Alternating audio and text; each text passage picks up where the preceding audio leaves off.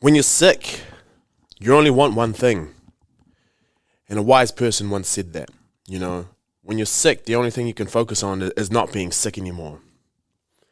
When you're healthy, you want everything to happen.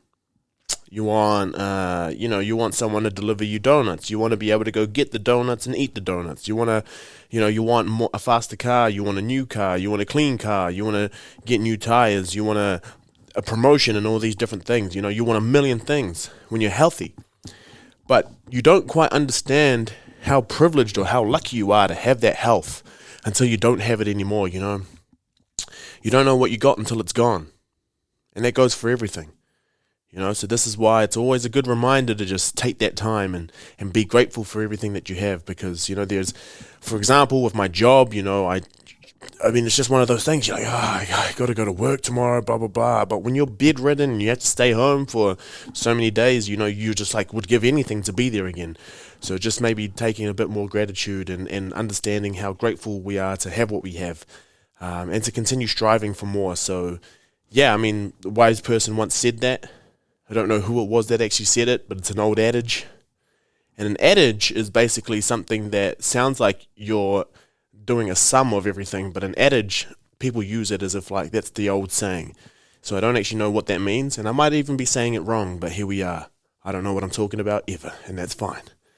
But I've been, so you can already hear it in my voice, I'm a lot better than I have been in the last 2 weeks, so it has taken 2 weeks, and I think I've still got a little bit of it, just kind of lurking a little, but I think we're on the come-ups, and I'm still doing all the practices that I had when I was sick. So what I find is that when I'm either injured or when I'm sick, I'll do everything. I'll go 5 times the amount. I'll 10x that bad boy just so that I can get better. So with my recovery, I'll do everything to be better in terms of my injury so that I can finally play again. Or with my illnesses, I'll double down on everything. I'm sticking carrots in my ears, ginger in my mouth, and then putting the ginger up my nose as well, and putting a Lemsip in between my butt crack, just to try, make sure so that everything everything's happening, take 9 times the recommended dose. I'm not a medical professional, so please don't do that. I'm not saying that I do it, but it's just you're trying to max out everything that you can do to be optimal again. But then what happens is when you start feeling that little bit better, and maybe you're at 75% or 80%, so you're almost there. You start to back off on those different things, and you take advantage of the fact that you're actually getting better. So maybe, now when you've been sick, so how I'm kind of reframing how everything going is eat those vegetables, eat those greens, get those minerals, get everything that I should be getting all the time, spend a little bit of time in the sun, make sure I'm sleeping well, all those things that will contribute to having a greater life anyway. It's just not to just stop being sick, but to prevent myself from being sick in the future, but also to be able to, try to experience, as optimal health as I can along that point. And I've thought about this quite a bit, and it's how some people who first time they try vegetables and stuff, they're like, oh, I feel really, really good.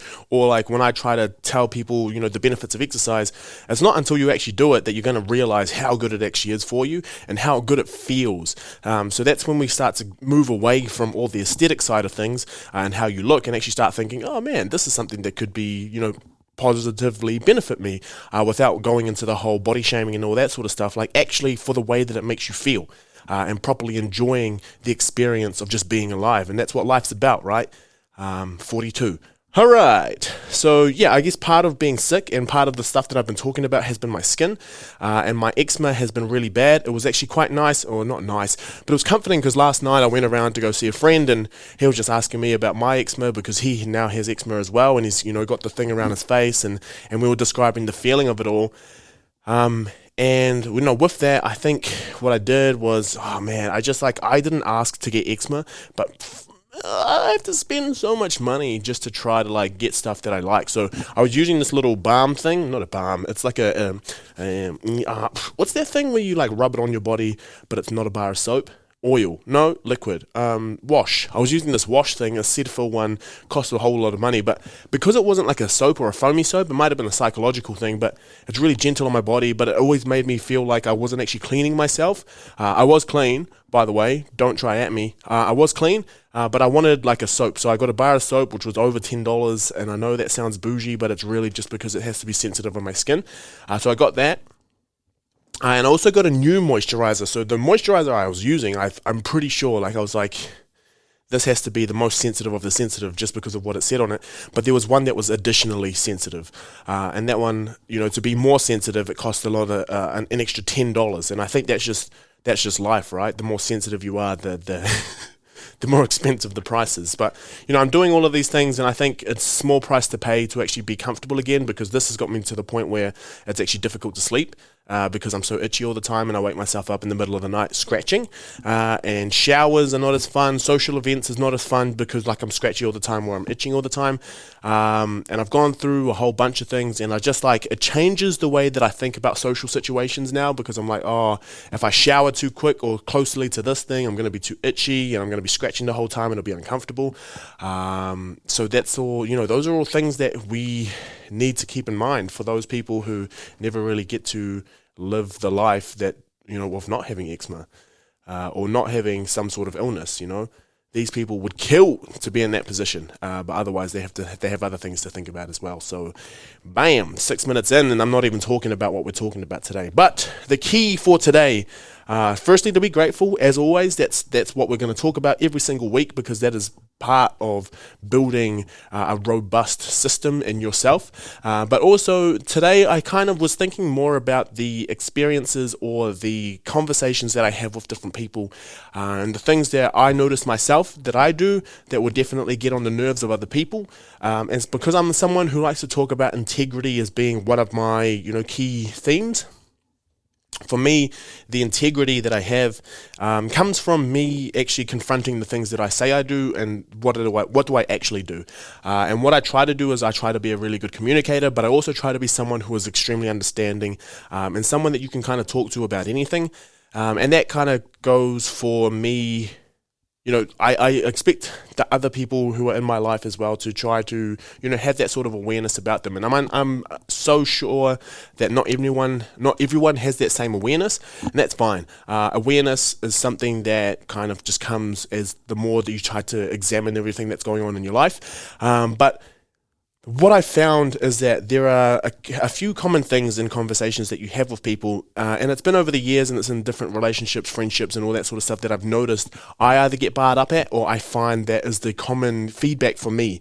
So I'm kind of looking at this more on what are the things that I do wrong, because from here we can actually start to see how we can change the way that we communicate with other people. And now this might be something for you where, you notice something of yourself that you do, or you might notice that other people do it as well. This is not for me to say that these people are wrong, but this is just to say, in general, these are the types of things that start to, get on your nerves a little bit. And there might be some actionable steps just to kind of get away from it, but I think the first is just being aware that if you are doing some of these things, maybe to think about where you are going with that from there. So I think this kind of was spawned from reading the book How to Win Friends and Influence People.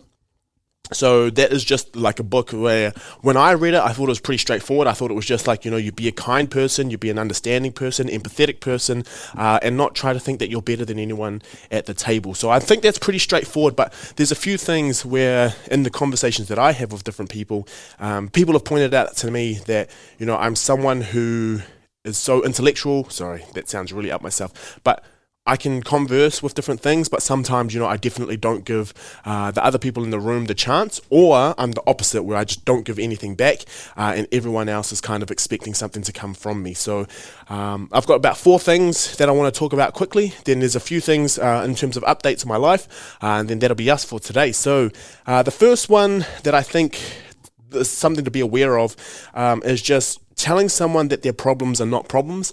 And this is something that I found most recently, when I started going to counseling again, but also just, trying to find a good counselor. And it might be just myself, but what I found was sometimes when, something was killing me or just feeling like it was the end of the world, and I was saying, to this person, oh, it's pretty bad, blah, blah, blah, blah, blah, they would then kind of undermine it and say, a lot of people feel like that. Or, it's not as bad as you think it is. It's all built up in your head. Sometimes when you do have a problem and it's something that has been worrying you for a while, the first thing you actually want to understand that this is something that you should be, you could be worried about, and it's understandable that you are feeling that way.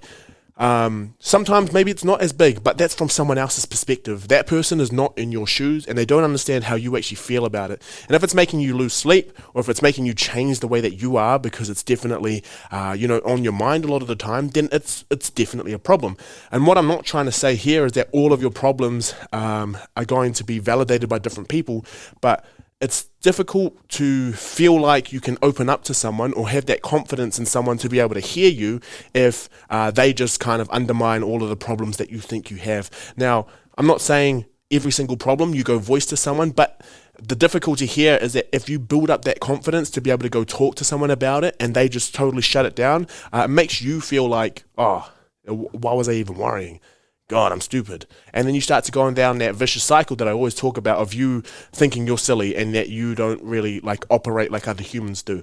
So that's not to say that if someone comes to you with a problem that you just say, oh my gosh, that must be so hard for you. Oh, how do you live with yourself? That's difficult. You're so strong. You're brave. It's more just to be like, I hear you. Oh, I hear you. That must be difficult. And, you don't have to understand that pain. You don't have to relate it to something that you've been through either, which takes us to number 2. Making something about yourself if someone has a problem or they come forward with something, like, oh, I had a pain, or I remember when I hurt my tricep and then someone else started talking about, oh yeah, I had a shoulder injury once, like making every story that comes out about yourself. And this is something that I find is not just about negative things that happen. Like I've already said this multiple times, but we live in a world where we kind of praise the people who go over and above and like haven't slept. Like, oh yeah, I only got 3 minutes sleep last night. Oh, I haven't eaten since like 92. All those sorts of people, and it's kind of like we praise each other for being as hardcore as we are, but that kind of takes away from someone else. If someone said, oh man, I got a really bad sleep last night, and I'm just feeling a little bit out of it, just be like, you don't have to top that person by saying, oh, you're talking about bad sleeps. I haven't slept right since, blah, blah. And then they just make it all about themselves. So that's something to be aware of as well. But also with the celebrations that people have, sometimes people have really good news and they bring it out and they're so stoked to tell everyone. And then someone just turns it on to them. Oh, you got that? Oh, yeah. I know someone, I either know someone who got something like that back when we were at high school, or I did that as well. I did something really, really similar. So having to do that as well, like you just take the spotlight away from someone else. It's almost as if you go, to someone's house and you take a cake with you for dessert, and then you're like, oh, did anyone eat the cake? Yeah, I made the cake. That was my cake. That we ate it here, but you're at someone else's party, celebrating someone else. Don't make it about yourself. All right, that's the second thing. So if someone has a problem, or they have something they want to celebrate, or they have an event that they want to share with everyone, don't make it about yourself. All right, there will be a time where you can come out and share what you're sharing, but don't that's someone else's spotlight. And it's not to say that you're going to take away from that person's spotlight, but it's just like no one likes someone who tries to tries to be the center of attention. On the other end, though, no one likes someone who never wants to be the center of attention. So I know sometimes when people have celebrations for you, and this is something I'm very, very guilty of, they try to celebrate me and I feel like it's unnecessary. Sometimes just go with it. If these people have put that effort in to celebrate you as an individual, as much as you don't like it, you just grin and bear it, but then you'll also be appreciative that these people took time to think about you and wanted to make sure that you were celebrated for the work that you had done. Because to us, we feel like we've never done enough work, but other people will see that you are doing amazing things. And the reason I say that, and something that backs that up a little bit, I think, is that, when you're writing a reference letter about yourself, it's really difficult to write it because you're like, I don't want to talk up myself. I don't want to seem like, oh, I love myself. Oh, yeah, rub my shoulders, put a little oil on my body, baby. But what can happen is that if you write about someone else, you can see all the shining things that they do because, you see them for what they are. You don't put anything on it. You don't say, oh, they just got a lucky break. They got a lucky break, or somehow they managed to get that, and oh, they're not even trying that hard. You just see what they do for its objective sense. And then you start to see this person as you see them, as they play out in the world. So if you wrote your reference for someone else, so if you wrote their reference and then changed the pronouns later and just said I instead of they, you'll actually get a really good representation of what that person is done and is like. And that just kind of goes to show that other people see you in higher regard than you think you see yourself. And sometimes the other way as well. Some people think you're a downright asshole. So those are things to be aware of. Listen to what other people say, because if enough people are saying it, it's probably true. Cool. And yeah, so something that did well. And another thing, so just kind of on those things, these all have to do with taking the presence or the light away from someone. So that first one is just, you're telling someone that their problem is not even a problem. And then the second one is, so it's almost like, oh, I've got a pain. And then that first one is like, that's not even that sore. That's like the first one, that's an example of the first one. And the second one is just like, oh, you've got that pain, I've got this pain, and making it about yourself there. And then another one is giving unsolicited advice. So sometimes, someone sees someone doing something and maybe they're just happy with doing the way that they're doing it. But then going through and just saying, hey, have you ever thought about doing it this way? Like, if it's unsolicited, sometimes it can be helpful, but I think there are ways that we can go through a process of actually discussing it before just giving that advice, because then it's not unsolicited anymore.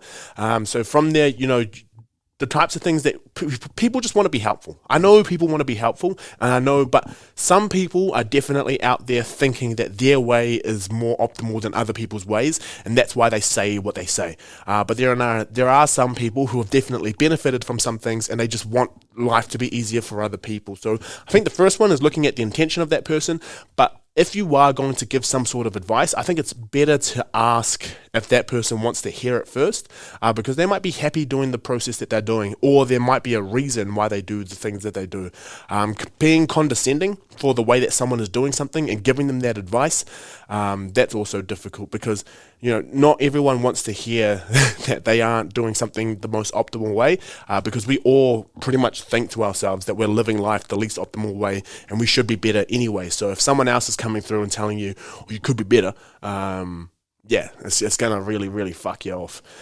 Cool. So, and I think like I said, it gives you that condescending vibe that you think that you're better than that person because you're giving this advice. And that can just really get in their head. And what it does, I find, is it makes that person never really want to listen to you again, because all you do is give advice. And you just don't really listen, or you don't really care about what it is that person actually needs.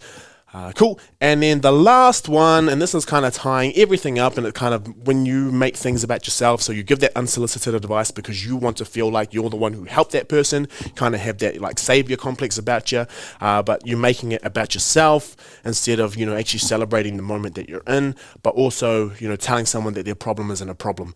The last one is just talking about yourself all the time.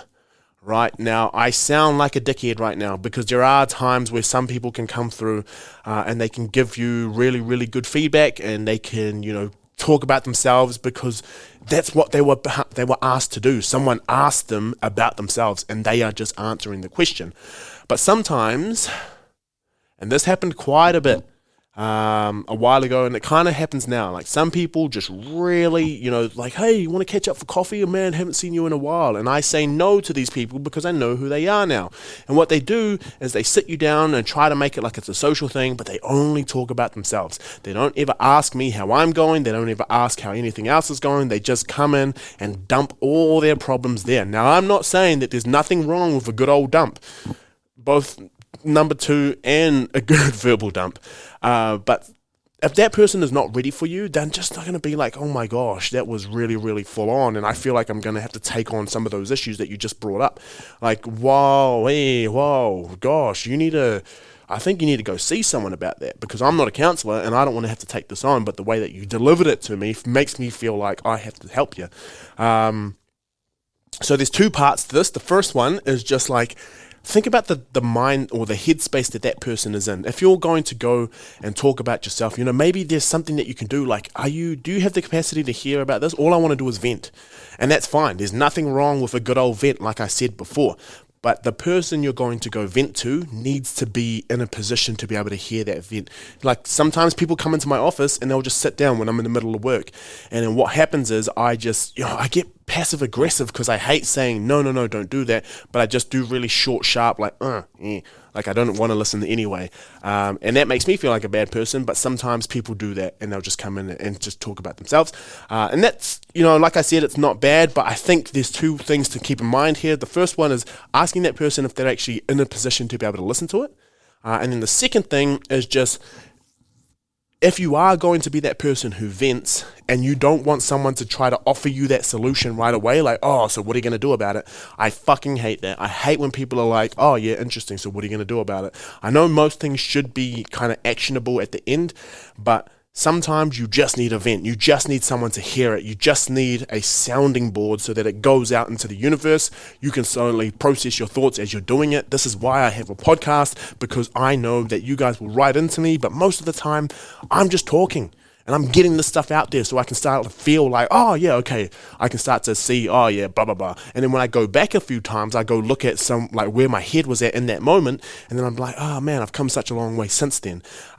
But I don't get that instant feedback. I don't get someone who's always telling me like, oh, what are you going to do about it? Oh, but these are steps that you can take. Because sometimes I don't need that. I know what the steps are. I just need to acknowledge it in that first little bit. So that's the second thing about venting. If you want to vent, don't be that. If someone wants to come vent to you and they've asked you and you've given them that permission, don't always look to kind of answer the problem. Don't always look to give them advice. And so maybe something you can do is like ask, oh, do you want, do you just want to vent, and do you want me to be a sounding board, or do you actually want me to try provide you a solution? And then from there, it changes the way that you listen to it. You should be actively listening both ways, but one of them you're kind of looking to see, oh yeah, well that, you can do this. And then some of them you're just like, I'm here for you, I'm here for you, and I understand the way that you're feeling. That's all you need to do. And then for the other one who's just talking about themselves all the time, just make sure that you're asking the other person how they are too. Gosh, don't try to be the center of the spotlight, and don't ask someone to come to a mutual discussion or a reciprocal discussion and not reciprocate by asking them how they are, and don't make it all about yourself. So that has been another episode of the Good to Be Here / Sick As podcast. Thank you for tuning in. Definitely all over the place. I don't know what I'm talking about, but then again, I never do. That's just me. Love you all. Take care.